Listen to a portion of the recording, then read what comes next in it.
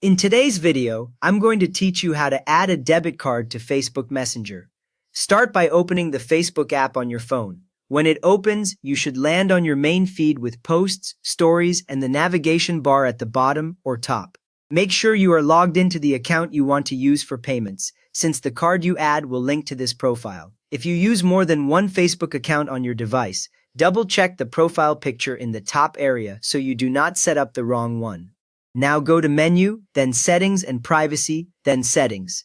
Tap Menu, which usually looks like 3 horizontal lines, and you should see options for your profile, groups, and more. Scroll until you find Settings and Privacy. Tap it, then choose Settings.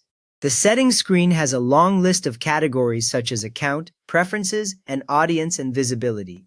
If your app looks slightly different, focus on those exact words, Settings and Privacy. Then Settings, because Meta sometimes rearranges icons but keeps those labels. Next, tap Account Center. On the Settings page, Account Center usually appears near the top with a small Meta logo next to it. When you tap it, you will move into the shared settings area that controls Facebook, Instagram, and Messenger together. You should now see your name and profile picture, and sections like personal details, password, and security, and payments. This is where MetaPay lives, so if you see those sections, you are in the right place. From there, select MetaPay. Once you tap it, the MetaPay screen opens and you will see options related to payments, such as payment methods, security, and activity. MetaPay is the system that stores your card so you can send money in Messenger or pay in other Meta apps. If you already have any cards added, they will be listed here, but we will add a new one. Now click Manage. On the MetaPay page, the Manage option leads into the detailed controls for your payment methods and settings. After tapping Manage, look for the section where payment methods are listed or where you can add a new one. The screen should feel more focused, with fewer menu items and more direct payment options. Next up, tap Add Debit or Credit Card.